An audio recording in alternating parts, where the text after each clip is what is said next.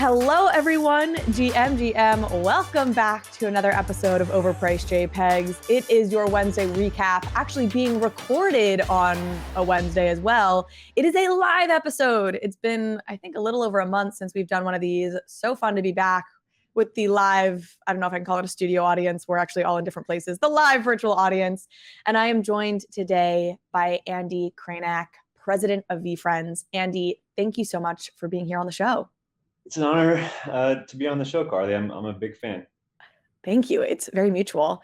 And before we dive in, one quick note for folks. If you are listening to this on the podcast feed or on YouTube, you could be here with us, again, sort of in person, virtually in person.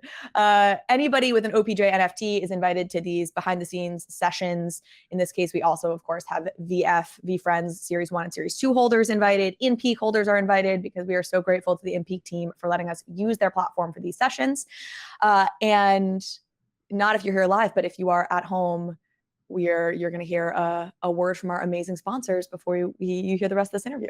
Y'all know, I think one of the most powerful use cases for NFTs are loyalty programs, which is why I'm so excited about our latest partner, GALXE. That's GALXE. GALXE is a leading platform for building a Web3 community. It is a no-code, plug-and-play solution to create task-based campaigns and loyalty programs. With over 67 million users, GALXE has worked with folks like Optimism, Polygon, Arbitrum, and more than 2,100 other partners with reward-based loyalty programs of their own. And I'm especially excited to announce their latest product offering, GALXE Mint List. Mint List enables NFT projects to issue allow lists based on different user profiles. It's free to use, and projects can then take advantage of GALXE's other offerings, like Task and Quest, which incentivize audience growth and user retention in the long term. Go beyond the mint and keep using GALXE's infrastructure to reward users through on and off-chain actions. GALXE's goal is to help projects grow in an authentic way and help them retain their users and communities over the long haul. And as a user, you can start contributing to your favorite Web3 communities today, joining allow lists through Mint List and earning rewards, NFTs, oats, tokens, and points. Go to galaxy.com right now. That's GALXE.com right now, or click the link in the show notes to get started. Your Web3 community is waiting. I am so excited to announce that this year, Overpriced JPEGs has partnered with OPENSEA, the world's leading NFT marketplace, built for everyone, creators, collectors, noobs, and experts alike. I'm an OPENSEA user because they have the best selection of NFTs and a truly inclusive view of the ecosystem, supporting 8 chains and 8 global languages. I trust the systems they've put in place to keep the space safe, like copy mint protection, malicious URL detection and removal, robust verification, and more. It's why they are the place to buy, sell, and create NFTs. That's right.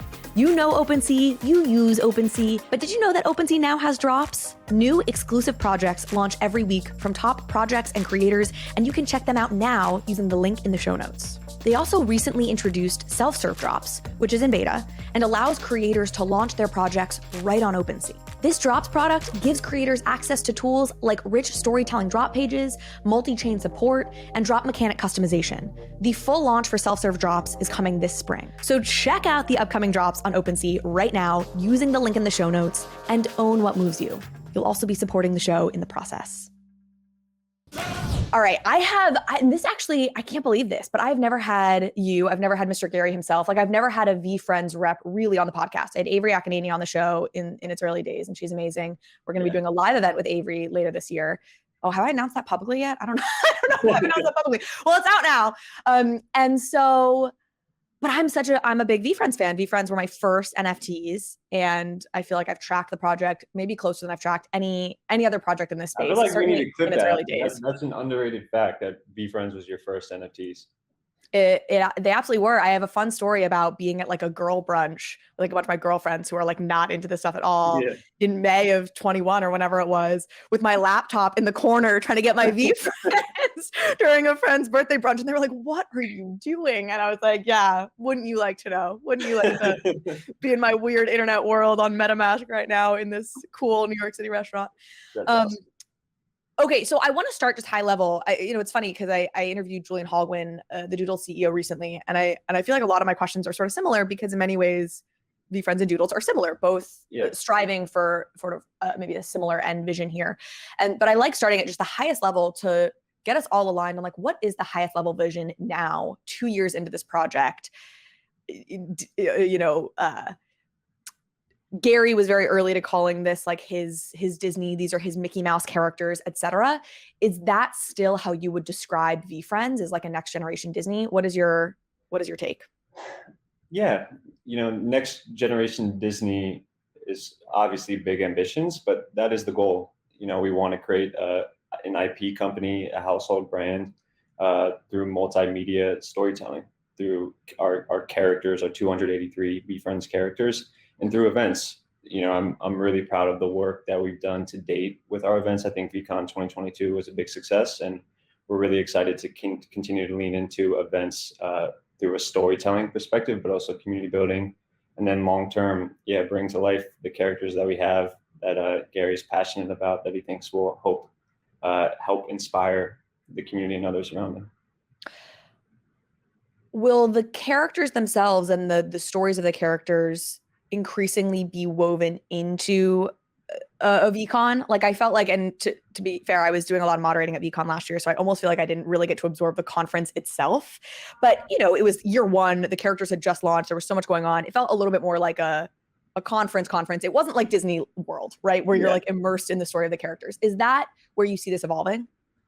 Yeah, and it will always be interwoven where like VeeCon itself is a business conference, and the VeeFriends characters will be represented there, and there'll be mascots, but it'll be a combination of both, where we can host the event, but also bring to life the VeeFriends characters. So not to go too specific on this too early in the conversation, but because we're on it, like, again, we talk about next generation Disney. Obviously, one of the biggest things with Disney is having something like a Disney World where they obviously have the movies, they have everything, but they have this IRL physical place where everything comes to life. If VeeCon is going to stay a business conference, it feels like that's maybe not it. Like, do you see, are you guys thinking about other physical worlds that are more story driven? Yeah, looking at underpriced assets of real estates and talking to different counties and local municipal governments, like where would a VeeFriends theme park be? I think have you guys talked about that publicly before? Gary's mentioned it. I mean, it's still very high level thinking, and we have a lot of work to be able to get there. But thinking about, a lot of NFT projects and Web3 projects are strategically thinking about how to deploy their treasury, and looking at what we want to do with VeeFriends. We've had conversations like, even with VeeCon, actually, when we were looking at where we wanted to throw the first VeeCon, there were conversations about colleges that had gone out of business. And we're like, what if we just like bought or acquired or try to like go in on buying one of these underappreciated college campuses? I mean, high level, and I get it. You guys are exploring everything right now, so I believe it is obviously very high level, but like, high level, but like conversations and with municipalities and counties, like that's very interesting. Okay, well, this gets me to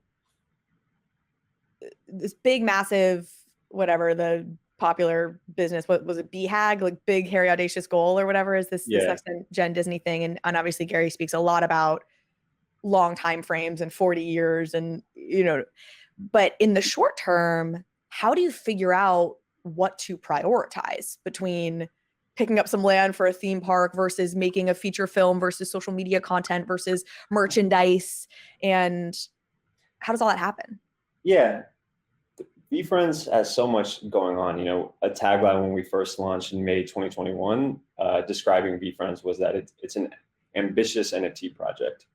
And it's really what it is with the amount of access and utility that we created on launch. Every VeeFriends Series 1 is access to VeeCon. I think there's over 30 different types of access experiences where you go fishing with Gary or bowling with Gary. We have a token known as GiftGo where we deliver 6 gifts a year. Oh, I know. I know the audience might not, so you should explain this, but I'm still bitter that I didn't end up with a GiftGo. That's a long story. Continue. So that's the number 1, 2, and 3 priority, is fulfilling what we set out to create and execute on upon launch of VeeFriends, all of which expires through like a purchase term agreement next May in 2024. And then above that, it's just trying to balance our long-term vision of building the next gen Disney and how we can set up the building blocks to do so, while also developing meaningful quick hits of interaction and content and development. I think Burn Island, what we've launched there, is a good example. I think aside from creating a deflationary platform where people are burning their NFTs for different rewards and prizes, it's also a great storytelling mechanism to make sure that our community is continually involved in activations and campaigns. So that makes sense. You're like, hey, we've got this 3-year commitment that is in and of itself a pretty heavy lift. And so the first 3 years is a combination of laying the groundwork for the broader vision and just fulfilling on these 3 years of commitment that we have. And then, I mean, gosh, life comes at you fast. I can't believe the 3 years is like next May. We're a year away from it. That's wild. Yes. But in terms of like what, so these 3 years commitments end, like, what happens then in terms of like, are you like, hey, we start with little animations, we start with making people fall in love with these characters as plush characters? VeeFriends, and I think any IP brand, will live and die on their sword of being able to tell stories that can connect with their audiences. And so we're doing piecemeal across social media and trying to do quick hits of animated content. And with the breadth of characters we have, everyone wants to see their character have a piece of content come out. So we're developing systems and processes to be able to just storytell on social with these characters and then develop more long form stories. Is that whole team in-house, or do you work with contractors for the animation and storytelling? Like we have a good executive team now, which has the in-house expertise to then scale it when we want to work with an outside production company for events or specifically for content for an animation studio. What do you feel like you've learned? What has been like the biggest learnings of the last 2 years, maybe on the storytelling side specifically, but also just broadly? So much. I spent the last 9 years of my career working with Gary on his personal content and media team. So my expertise is really in digital advertising and marketing. I learned everything about Web3 and, what is blockchain technology and Discord and everything related to that. But I think macro with VeeFriends, I've really learned just the importance of communication, the cadence of communication, and trying to develop timelines against that. VeeFriends, a running joke with VeeFriends is we're always missing our timelines. We missed series. Launch was pushed back by like a week. It's a running joke, and that's why I was at a brunch. Yeah. And I think there's ways to thoughtfully communicate excitement and hype, and there's also ways where it can go in the wrong direction. And I think every project is learning that. And I have so much empathy and respect for any operator in Web3 right now, really trying to build a project, because it's not easy. Whether I think there's a scale of building in public and being decentralized or centralized, but generally speaking, if you're operating a Discord and trying to build a project, you are building in public. Oh yeah. What about on maybe the business side? Like I've been interested, I just had David Horvath on the podcast, who I mention now pretty regularly because I think he's brilliant, and he's the founder of Ugly Dolls. So he built a pretty successful character brand through the plush world, and now he has a show on Nickelodeon called Bossy Bears. And the episode airs today, actually, folks. So after this, go check out today's episode of Overpriced JPEGs with David Horvath. He's amazing, and I've learned through him just like, oh my god, like there's so much more to just plush alone, like just making a toy. Obviously, there's so much to everything to do anything well. Like, has there been anything that's really surprised you on the business side? And then I want to use this to talk about the partnerships you guys have chosen to engage in. I don't want to say surprised, but surprised and excited. When we launched Series 2 VeeFriends, every person who minted or bought a Series 2 was delivered a box of Compete and Collect VeeFriends collectible trading cards. And I'm really, really excited about how well received those cards were. And I think the artwork itself of Series 2 aged down the VeeFriends brand. I think they're cute, cuddly, friendly characters. And seeing parents who were the minters or purchasers of the NFTs to then rip open the cards with the kids, and just seeing how excited the kids were and how relatable, Productive Puffin or Empathy Elephant are to young kids. It's really exciting, and I think it's something we're going to continue to lean into. I want to talk about the ages you're targeting, because I think that's actually a really interesting thing, but I want to talk about this partnership thing first. It is funny, though, as somebody who does not have kids, but does have a fiance, it has been funny.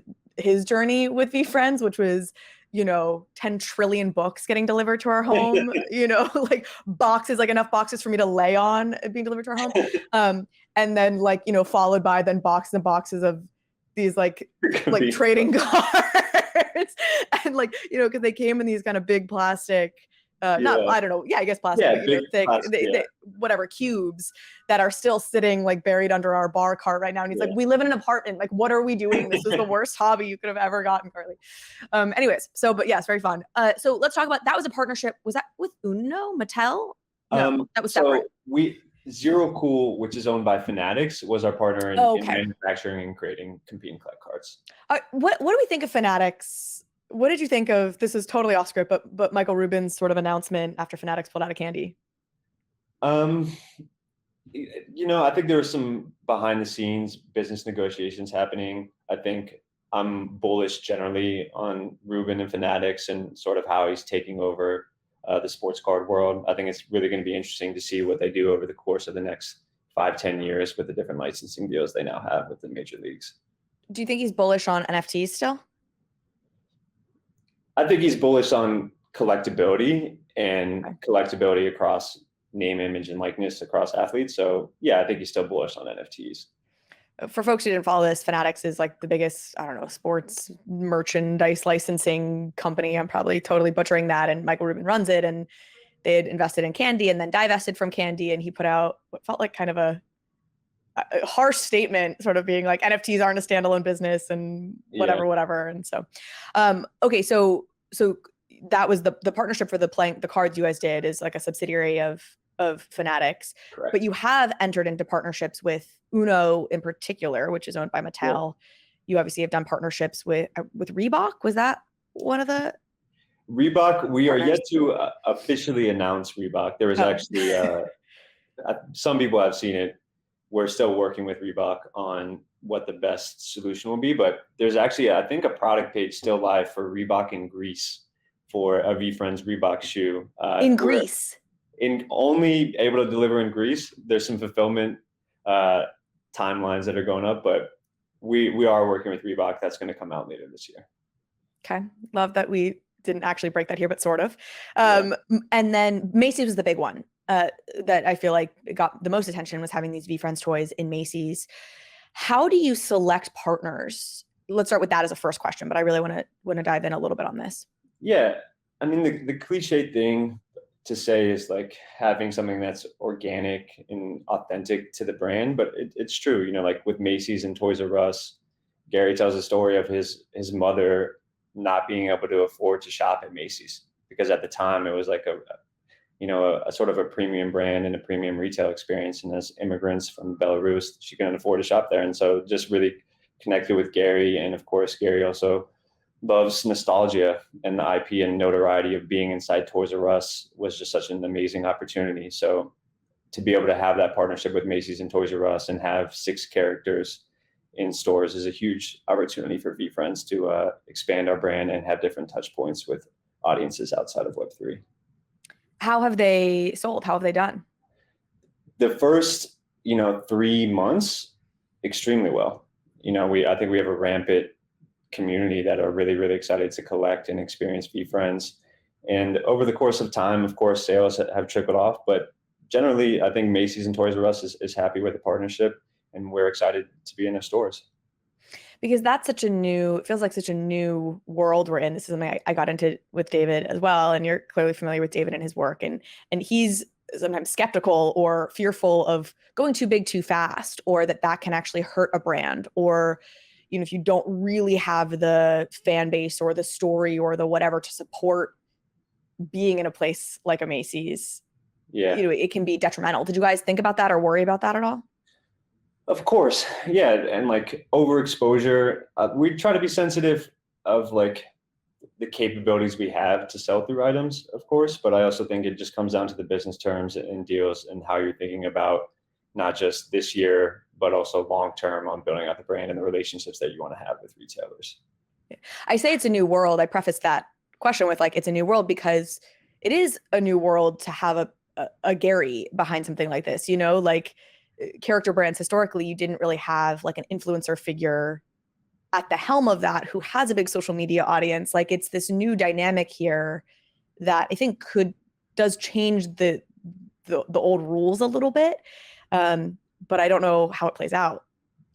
100%. I mean, with like Mattel, it was really funny, and they were great partners with us and continue to be when we launched Uno. They wanted to do a little bit more limited supply. We were excited to have the cards out in the world. Our big to do after launch of Series 1 in May 2021 was to show the world and our community that VeeFriends IP are just not digital assets, that they're physical brands and characters, and to have VeeFriends on the Uno decks, which I think is the largest card game in the world, was something awesome. And it was a huge success. We sold out, I think, in under an hour. So that was really fun. When you think about something like that, like the Uno deck, where my head is going from like a strategic business perspective is, we've had Luca Netz on the podcast, who I think is doing really interesting things with Pudgy Penguins. Yeah. And we talked about how they have over 1 billion views on Jiffy, whatever the damn thing is called, right? Go, right? We were joking about that at the top of the show with the Gary owned originals. And I think what we came to with what he's doing with Giphy is like that.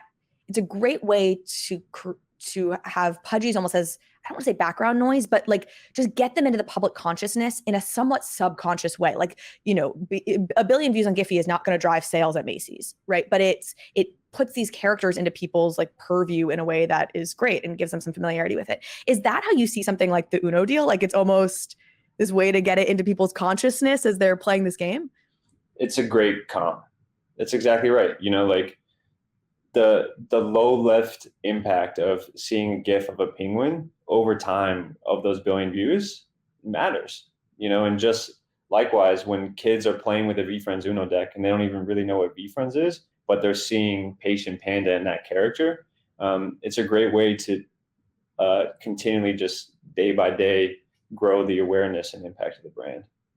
Is that really the roadmap? Is it like find these ways almost to prevent the too big, too fast oversaturation, like find these subtle ways to subliminally message it to people and then subtle build ways on top of it? A word that Gary talks a lot about, or a phrase, is underpriced attention. When I think of Giphy, I think it's underpriced attention. If you can, that's our next podcast: overpriced JPEGs and underpriced attention. If you can build GIFs GIFs, like the manpower and capital to make a GIF or a GIF is not that much, but the value that it can have for a brand is really meaningful. And that's something that we pride ourselves on. Like Clapper, I don't know if you've heard of this app, but it's starting to trend a little bit. It's a competitor to TikTok. It's a good opportunity. Like, we need to test and learn what's happening on Clapper. Is that an opportunity where we could get more reach and attention and more bang for our buck in terms of our output versus spending all our time on TikTok? We'll move off this partnership thing in just a moment, but I'm curious about this Reebok Greece thing. Why just Greece? So the announcement collaboration hasn't officially came out. Sure. Someone who I'm curious how found on Reebok's product page that the shoes are available if you live in Greece. And that's a Reebok thing that you don't really understand how it wasn't like VeeFriends isn't like trying to target Greek consumers in some capacity. Okay. Right. Because that actually is a question for me. If I'm not mistaken, Gary was recently, has he been in Asia? He was hanging out with K Rose in Japan. He was in Singapore visiting Vayner's offices in Singapore, and he also made his trip to Japan for the first time, which I was really excited about. He had never been there before. He was only there, I think, for like 48 hours. But personally, I would love to be able to go there and spend more time and get into the culture there. Yeah, because, and I mean, gosh, this whole episode is just going to be like a David Horvath ad now, but, like that's something obviously he talks about a lot, and he has roots. His wife is from somewhere in Asia. I can't remember, maybe Korea. I think Korea, she's South Korean, but, and so when he talks about building a character brand, a lot of his thinking is very Asian centric. And that's also because I think a lot of character brands do have roots in Asia. And that's obviously a culture that like Japan in particular, you've got Hello Kitty, et cetera. How do you think about VeeFriends geographically or where to target? And like, are you thinking about an Asian strategy in particular, for example? Yeah. VeeFriends audience currently, we try to be really mindful of. We have a pretty big international audience.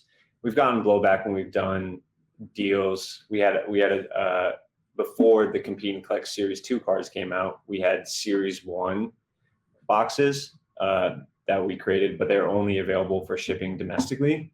And so we got pushed back on there. And there's been a couple other instances where we just weren't able to fulfill worldwide. So moving forward, we're always thinking about international distribution and making sure that we can fulfill our community needs. But for Asia specifically, of course, like the lore of Japanese anime and Pokemon is top of mind for us. And coming from Gary's content, I very well know that if you have a meaningful story that people can emotionally connect to, that story can be translated into other languages and localized to other languages. And I think once we develop our cadence of really putting out content that we feel is resonating with our community, we'll develop the process to make sure that it's translated into Mandarin and Spanish and French.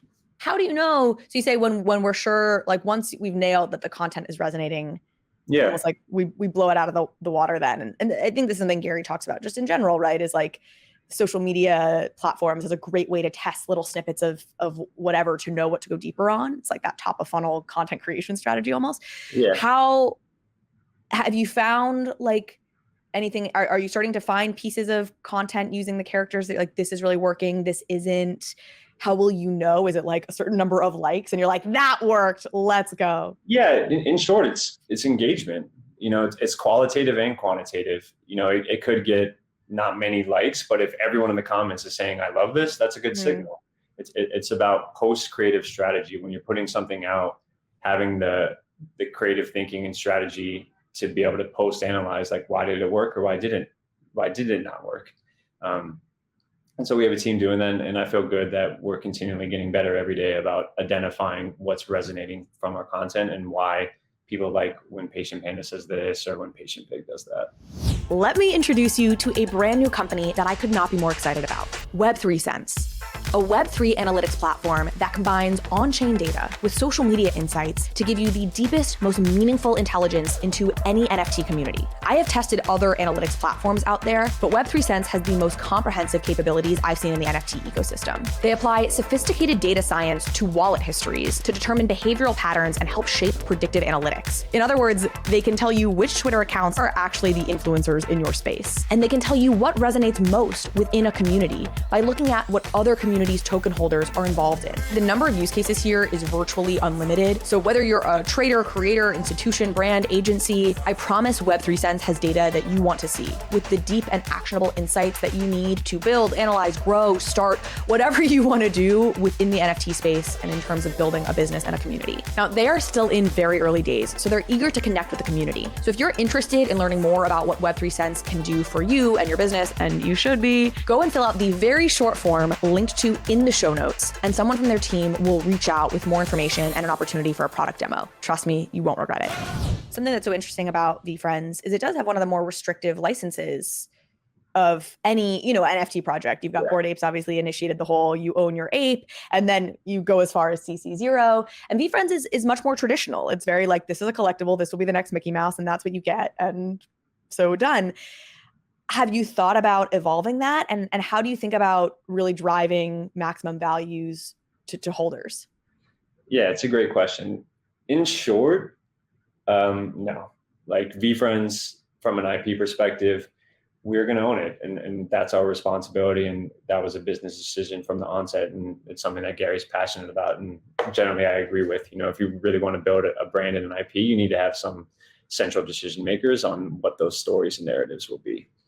With that said, I think there's a lot of discussions and brainstorms we've had around how VeeFriends could innovate with our token holders.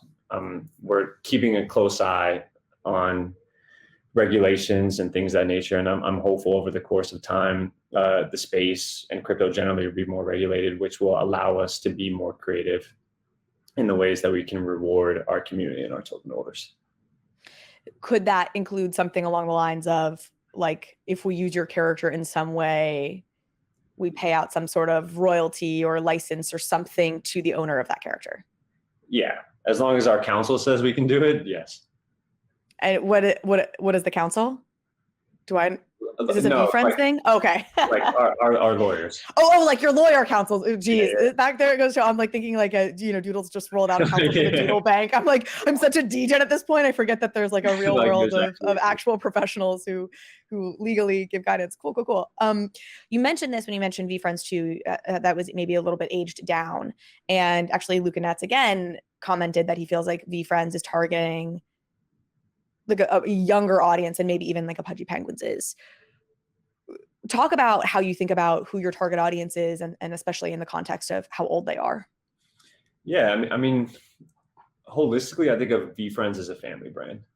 Most of our audience right now is above 25 years old. They're the age of someone who could go and buy an NFT and be involved in Web3, right? And I think through our content and our storytelling and initiatives like Compete and Collect, or when we launch our YouTube Kids channel, or when we launch a kids video game, those will be our first forays into really exposing the VeeFriends brand to younger audiences. And I think there's a place for everyone in the household, whether it's mom or dad or grandpa or young Charlie and Sarah, to be interacting with the VeeFriends characters.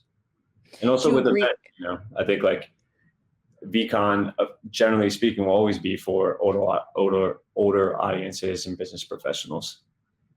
Do you agree that the content right now, do you agree with that assessment that the content right now is skewing younger or more like CoComelon aged? Not CoComelon aged. I think CoComelon's like for two-year-olds. Yeah. It's older than that, but because of honestly just the style of VeeFriends, I think it lends itself to younger audiences. And holistically, I think we're really, really excited about leaning younger to be able to storytell to younger audiences and having the marriage of parents and kids and adults. I have a couple more questions. I want to talk a little bit about the immediate term, Burn Island, some of the most recent announcements and what holders can expect in the next year. And then I want to open it up to some audience questions. This actually was a question that I got on Twitter when I announced I was interviewing you. And I think it's really interesting. I don't know that you'll tell us, but the decision to raise money last year, I felt like the VeeFriends decision to raise money almost flew a little bit under the radar relative to some of the others that I felt like, and I think that was probably intentional. Like, I feel like others were maybe a bit splashier about the money raise, and you guys were like, this is not a huge focal point for us. A, talk about that decision, I guess, generally, and B, can you say what the valuation was? We cannot disclose the valuation. I assumed.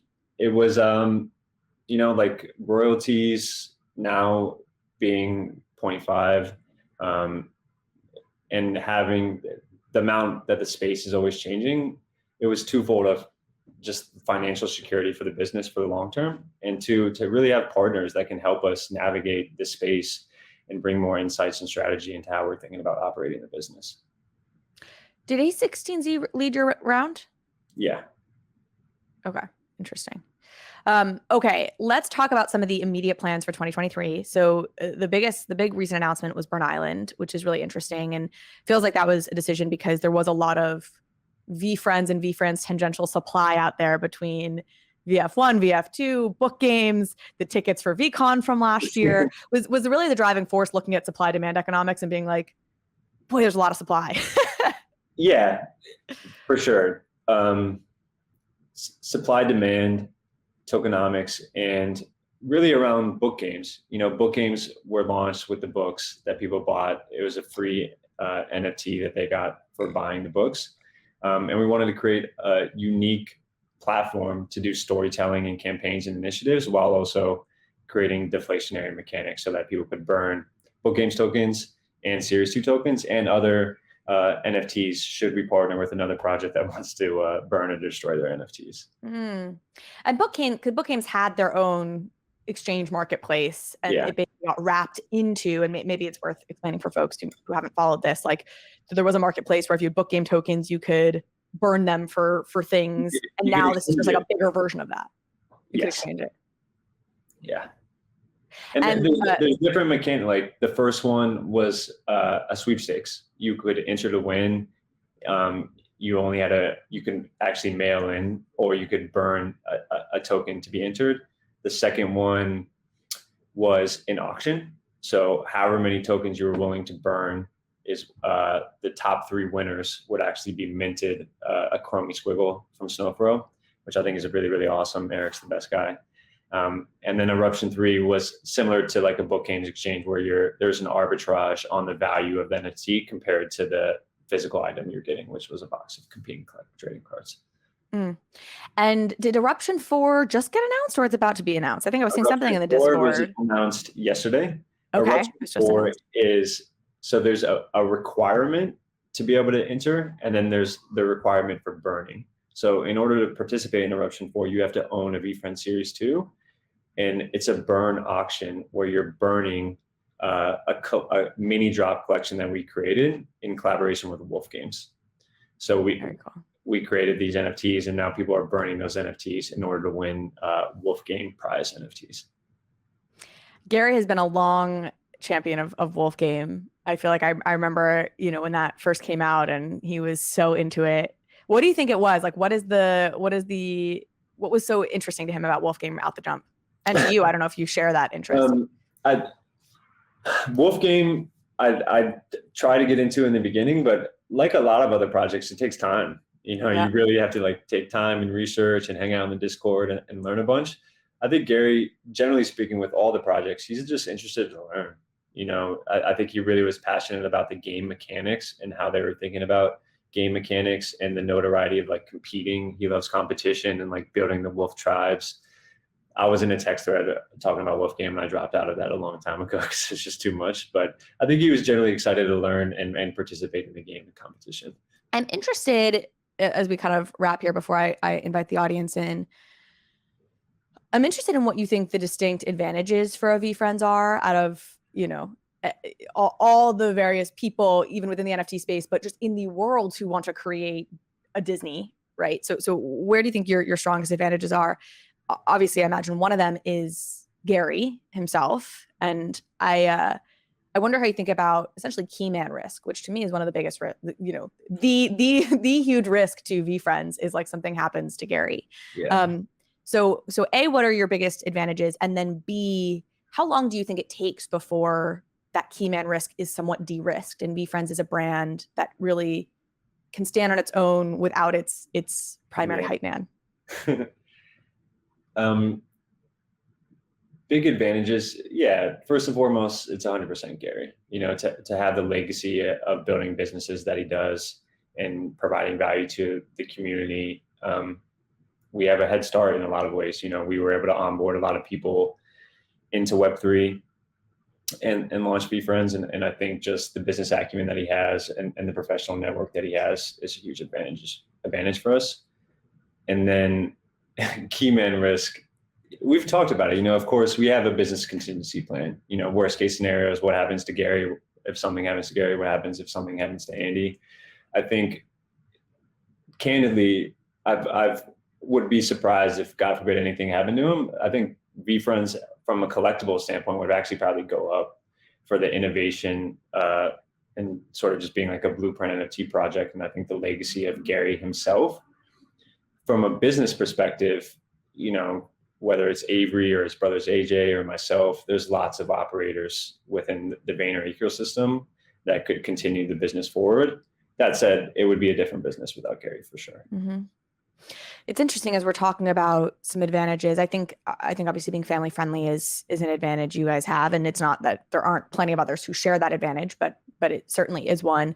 It's interesting. I'm looking here in the comments. Somebody said, when I purchased my VeeFriends characters from Macy's, the lady who was checking me out said that she loved them as it was the one set of characters that all promoted positive values and was the only one, she said, really showcased that. Do you think of that as like, do you think you have a unique value prop in the market because of that or anything else? Yeah, I do.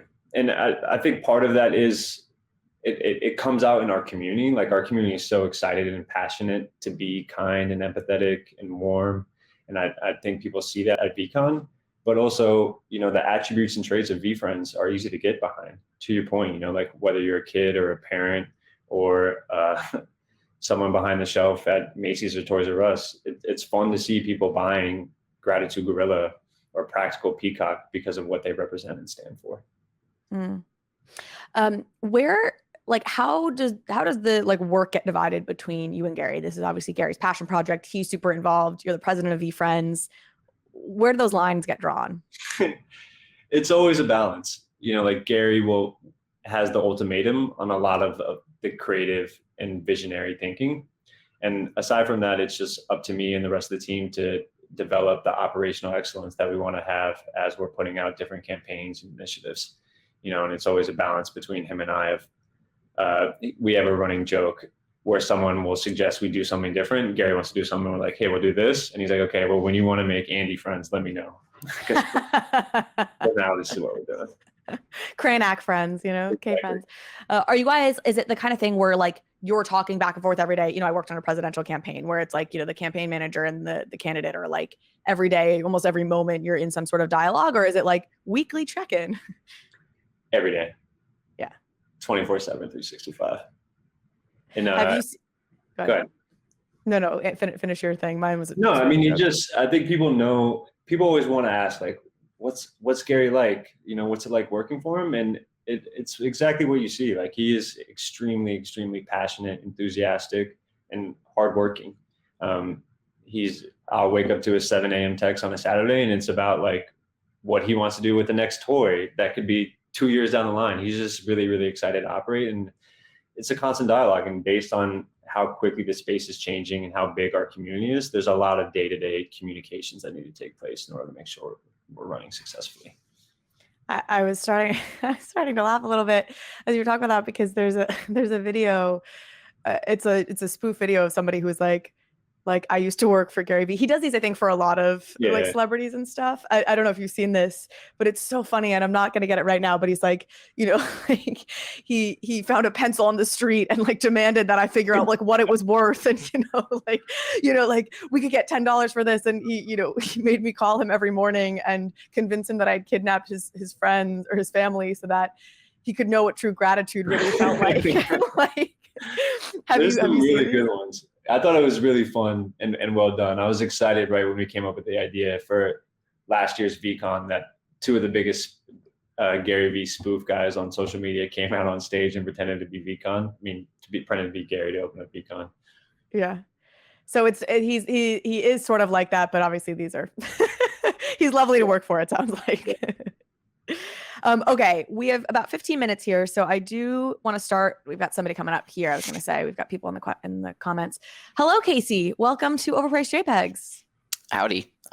Yeah, thank you, Carly. So you're at the beginning of my sort of Web3 journey. So sort of props to you, and then obviously sort of kind of tangentially and in parallel the sort of VeeFriends world. But so as a parent, and my kids are older now, 16. But what are the ways that parents and members of the community can like help with the mission part, right? Not necessarily character development, but like all these values. And I think you're sufficiently awesome, Carly. So don't think the shrimp is not a good character, but that being said, like how can we like help promote the values? Because that's where I connected with the brand. So how can we help promote or like encourage or get others involved, like sort of for the younger generations to sort of connect with those characters? I think the simple answer for me is to live them out day by day through your actions, and if you want to be a brand ambassador and advocate for VeeFriends and talk about how you think about patience and gratitude and empathy and sufficiency, do that. But it's just day by day living out those actions. And when people identify that Casey is such a nice and warm and kind person, you can share that. I learned a lot through the VeeFriends community and Gary and the VeeFriends messages. All right, I'm going to keep us rolling then. Lucas is asking, is there any alpha regarding VeeCon? Any alpha regarding VeeCon? No alpha. I think VeeCon this year is going to be amazing. Carly is returning to VeeCon, which will make it equally amazing. I'm just really, really excited. We take a lot of time, putting on an event of the magnitude of VeeCon is no small task. And so I'm just excited for the VeeFriends community to experience VeeCon once again, and hopefully new faces. We've been working to really onboard more people in Web3 with the VeeCon tickets. That's been a hurdle for us. There's a lot of people that are tagging Gary saying like, hey, I want to get to VeeCon. And one by one, we're taking phone calls with them. We're like, okay, this is best practices for MetaMask.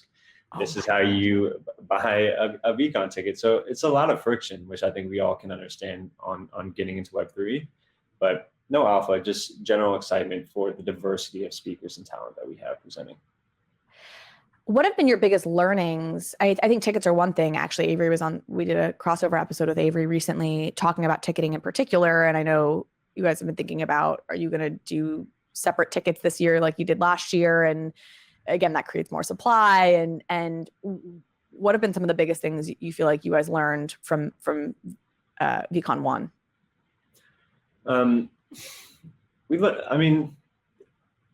For ticketing specifically, we're having conversations about what we think we should do next year.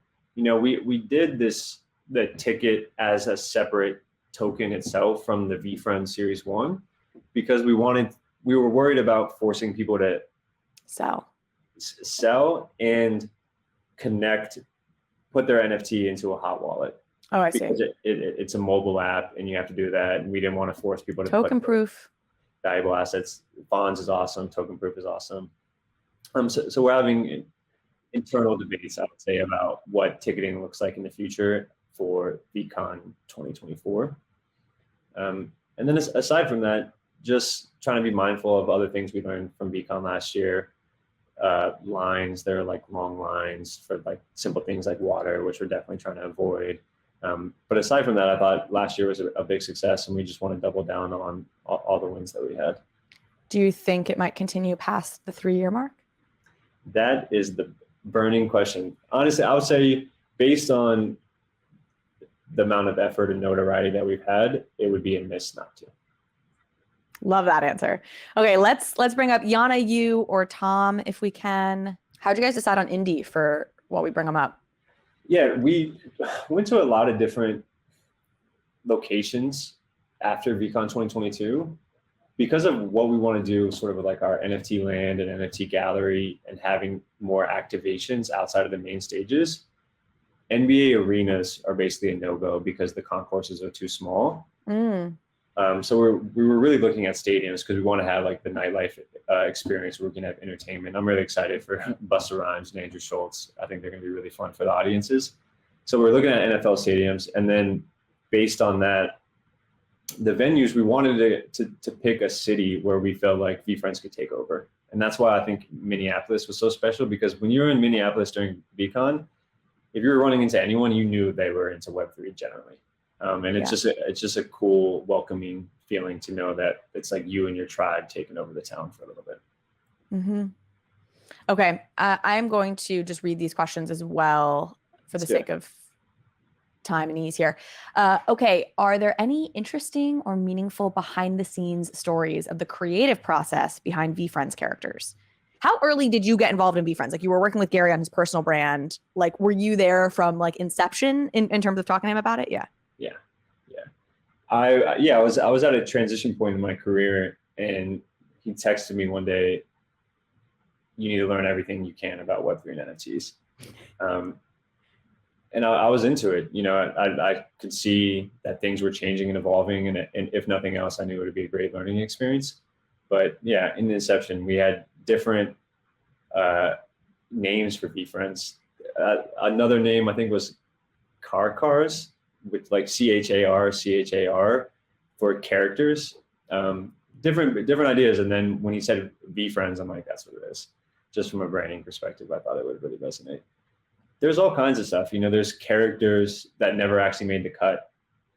There's lots of characters that were ripped up. And it was just fun to watch Gary draw for a week straight. Oh, a week only?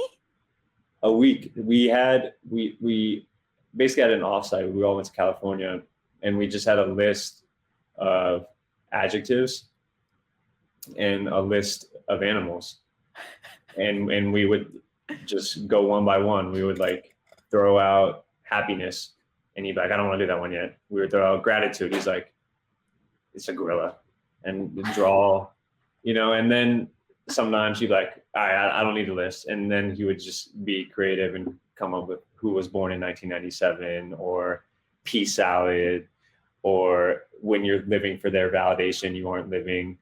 Fun random characters. And then we would just organize them, put them in their little folder, and then get to work on scanning them and making sure that they become digital assets. Oh my gosh, that is wild, and also very fitting with, I guess, how we know of Gary's personality and sort of VeeFriends as a brand. But I can't believe it was only a week. Okay, Tom asks, do you see other NFT projects in the space, Yuga Doodles, for example, as direct competitors or more a source of creative inspiration? The latter, like honestly, I think I root for every Web3 NFT project. I really do. Like, I think Yuga winning is good. I think Doodles winning is good. I'm a huge fan of Luca and Pudgy. I think them winning is good.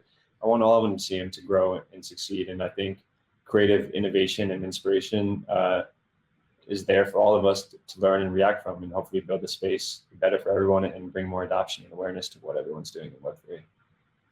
So I love that question. I had one too, like who's your biggest competition? The reason I sometimes don't end up asking that to folks is because you kind of get a bullshit answer. Not that I think that answer is bullshit. I very much believe that you want everyone to succeed, but nobody, even if they didn't want everybody to succeed, nobody will ever answer the competitor question. Like, honestly, that was like, we're a one of one, you know what I mean? Like there is no equal to us. And you're like, okay, blatantly there is, you know what I mean? I mean, like, I think on this, no one's a competitor. On the same token, everyone's a competitor. Like, everyone's trying to build an IP brand and awareness and grow market awareness for themselves. Here's a question. Like, do you think more of Disney or call it Web 2 IP brands as more your competition? Because I totally believe you want Doodles to succeed, because also, like, strategically we all should, right? Like, if one NFT brand goes big and goes mainstream, that actually just brings credibility to the whole space. It brings attention to the whole space. So that's, like, even if you weren't a good person, which you are, that rationally makes a lot of sense. Like, do you think more about competing with like Web 2 brands? Disney is so big, it's sort of not a fair comparison either, but. Yeah, I mean, again, I still think from a macro perspective, it's good for, like, the Disney news and them killing what they had going on there. I think is a good thing in the short term, because they're actually just trying to be more thoughtful of how they can enter the space strategically and build something more meaningful and sustainable, which I think will be great. And I think there's just doing that is going to create more synergies from existing Web3 brands and growing awareness on how people can actually own an NFT and digital collectible. Well, honestly, we've got a minute left, so I think we're safe to wrap. There aren't any other questions in the questions here thing, I don't think. And Andy, thank you so much for your time. Thanks for coming, chatting, VeeFriends with us. Huge fan. Can't wait to see more what comes out from y'all. And I will see you at VeeCon. I will see you at VeeCon. Thank you, everyone, and thank you for having me, Carly.